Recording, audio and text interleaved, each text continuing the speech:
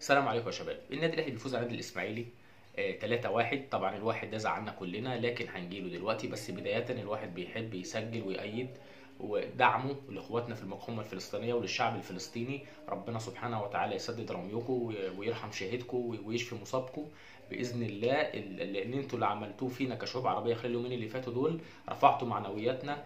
فعلا في جمله اللي هي كان بيقولها الامام علي، اللي هي بعد ما استحكمت حلقتها فرجت وكنت اظن لا تفرجوا. بعد الواحد ما كان فاكر خلاص ان الموضوع بيموت وان الموضوع بيبقى صعب، هم في يوم وليله بيقلبوا الموازين، بيقلبوا كل المعادلات، بيوروك ان لا، لسه في امل ان انت بس تعمل اللي عليك وربنا سبحانه وتعالى الباقي عليه. انت تعمل اللي عليك والباقي على ربنا سبحانه وتعالى.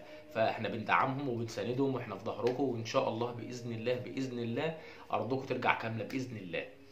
نخش بقى على موضوعنا، وهو مباراة النادي الأهلي والنادي الإسماعيلي اللي انتهت بفوز النادي الأهلي 3-1.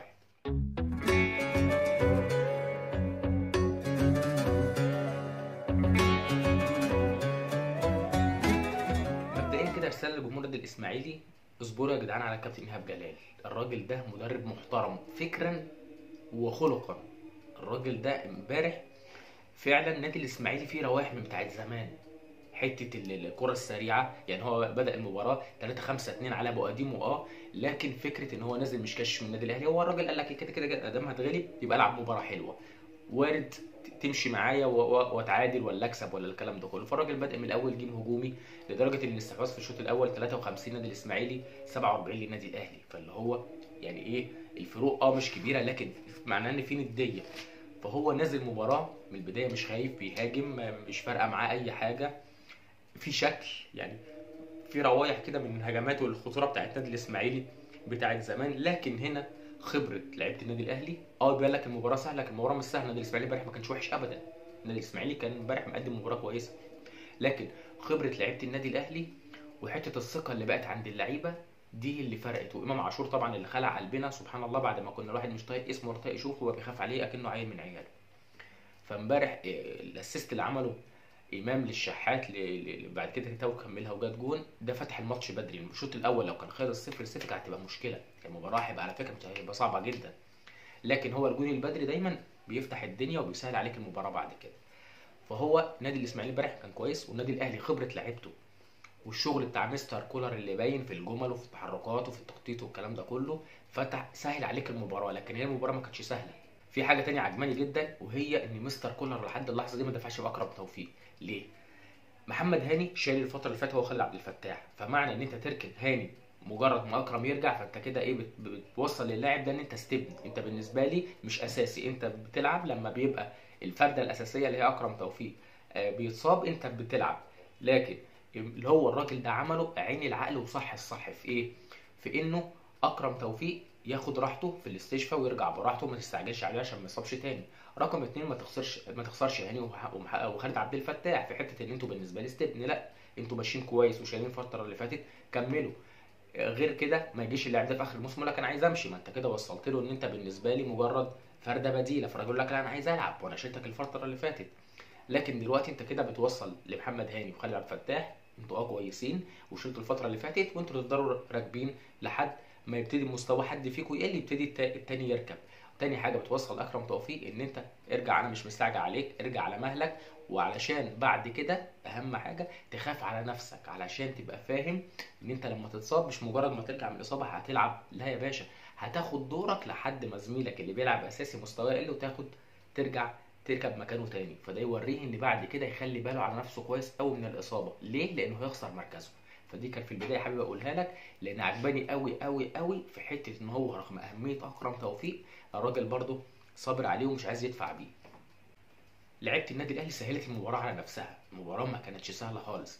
بس برده من ضمن الكلام حته ان انت بقت تكسب واحد واثنين وثلاثة والموضوع اتكرر، خلى لعيبتك بتنزل عندها هدف ان انا اجيب جون واثنين وثلاثة، مش مجرد 1-0 ولا بتاع ولا 2-0 وامن على النتيجة. لا، خليت حتة مستر كولر حتة انه عود اللعيبة على حتة 3-0 ولا 4-0، خلت اللعيبة بتنزل اجيب جون واثنين وثلاثة. بعد التالت محمد عبد المنعم بيبقى بالنسبة له الفورة خلصت، وده اللي مش عاجبني فيه، لان الجون اللي جه فينا مالوش اي 60 لازمه غير تراخي منه، عمال يرميها لياسر وياسر يرميها له. طفشها انت، لا طفشها انت، طفشها انت، لا طفشها انت. انا ما ينفعش اطلعها انا عشان انا لعيب كبير في منتخب مصر ولاعيب دولي، ما ينفعش اطفشها ياسر.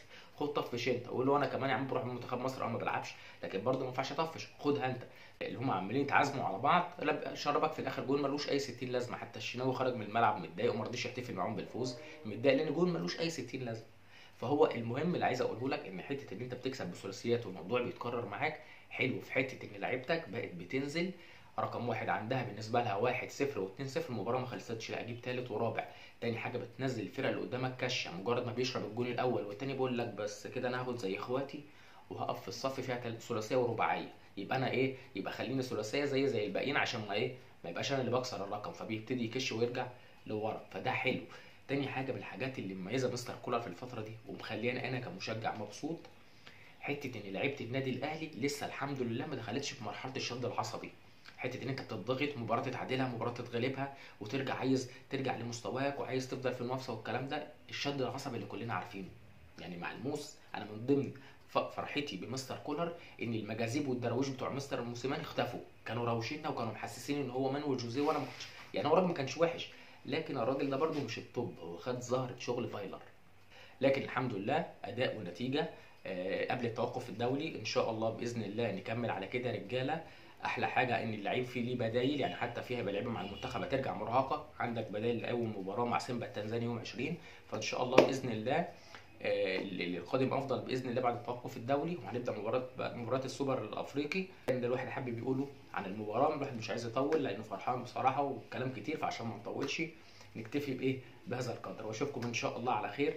وان شاء الله لو في اخبار خلال الاسبوع الجاي ده، ونطمن في الاخر كده جماهير النادي الاهلي. الحمد لله اصابه امام عباره عن كدمه بسيطه الحمد لله، خلع قلوبنا كلنا، لكن الحمد لله جت سليمه يعني، بالشفاء العاجل ليك يا امام ان شاء الله. معلش هو كان بيبكي علشان كان عايز يرجع المنتخب، فان شاء الله سليمه وتتعوض في اللي جاي باذن الله.